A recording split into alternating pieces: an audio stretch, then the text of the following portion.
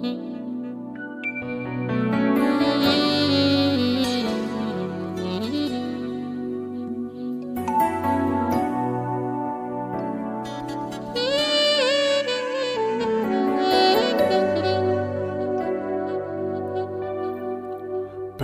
apprends-nous à pardonner à ceux et celles qui nous offensent autant de fois qu'il le faudra.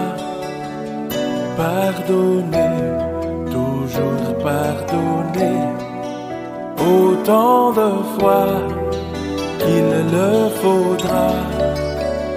Pardonner, toujours. Très chers amis, c'est un immense plaisir de nous retrouver au bord de la source d'eau vive à l'heure de notre rendez-vous hebdomadaire. Nous vous saluons très chaleureusement et nous saluons particulièrement notre frère James qui nous permet encore une fois d'entrer chez vous. Le pardon. Qu'il est difficile de pardonner pour certains, mais qu'il est beau de pardonner pour d'autres. Qu'il est aussi important de se savoir pardonner et aimer pour d'autres encore. La liturgie de ce 24e dimanche nous interpelle en ce sens.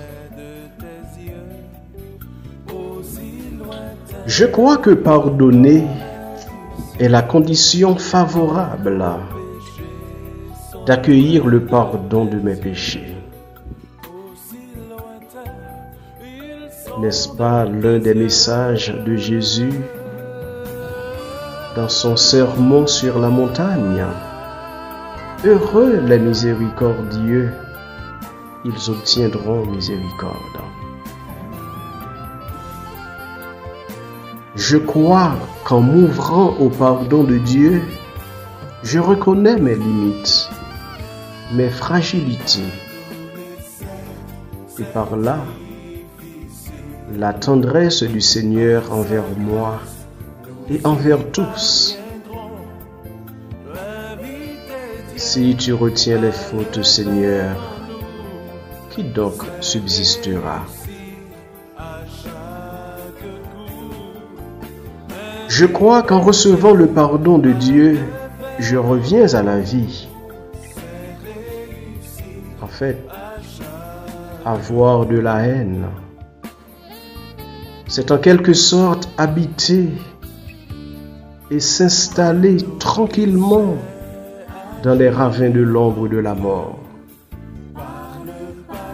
Or, pardonner consiste à les traverser vers les eaux paisibles. Je crois qu'en pardonnant, je retrouve et reçois la paix au plus profond de mon âme, de mon cœur, de mon être.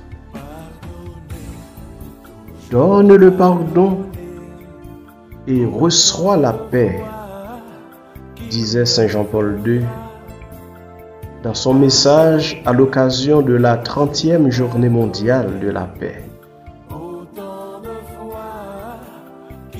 Je crois qu'en pardonnant, je marche sur la voie du Seigneur. Il n'a cessé de pardonner aux pécheurs, aux persécuteurs et même à ceux qui l'ont abandonné et livré.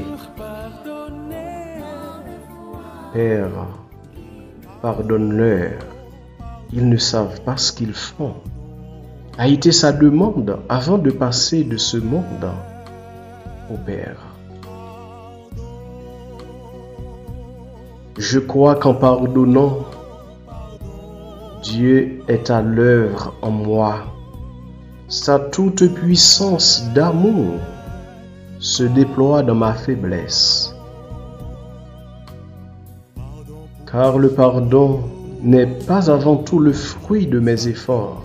C'est un cadeau, un don, une grâce de l'Esprit Saint, déclare le pape François dans l'une de ses catéchèses. Cher ami, face à tout ce qui te paraît difficile et impossible, invoque l'Esprit Saint. Ne l'oublie jamais. Pardonner et se savoir pardonner est le fruit de l'Esprit Saint. C'est bien cet esprit qui nous pousse à suivre le chemin à double sens de pardon reçu et du pardon donné. Je crois que pardonner améliore les relations et renforce les liens d'unité dans les familles, les groupes et les communautés de foi. C'est en définitive le ciment qui nous relie, qui nous tient ensemble. Paul exhorte les Colossiens à cet élan de solidarité, de fraternité et d'unité.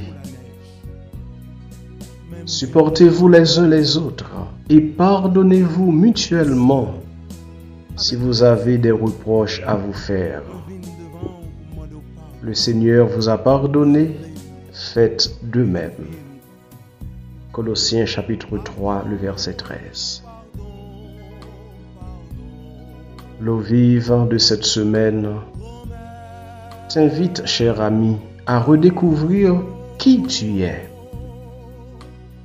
Pécheur, certes, mais pécheur pardonné, sinon appelé à une vie nouvelle, appelé à être comme le Père, non pas demain ou ailleurs, mais ici et maintenant. Amis, pas tant demain pour libérer et guérir cœur. Comme dit la petite sœur du Sacré-Cœur, le passé, Dieu le pardonne, l'avenir, il te le donne. Mais vis l'aujourd'hui en communion avec lui. Et j'ajouterai en harmonie avec ton prochain et avec la création.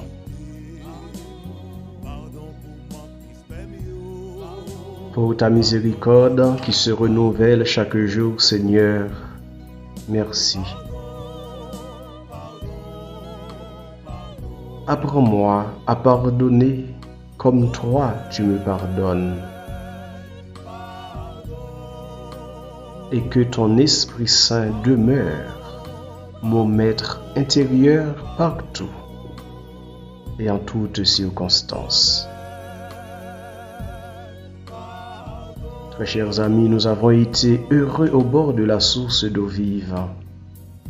Davantage heureux de savoir que nous sommes en communion de prière.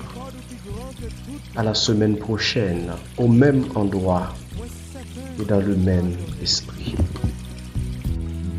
Fais-moi la grâce. C'est peut-être ça me promet tout pour ne pas recommencer encore.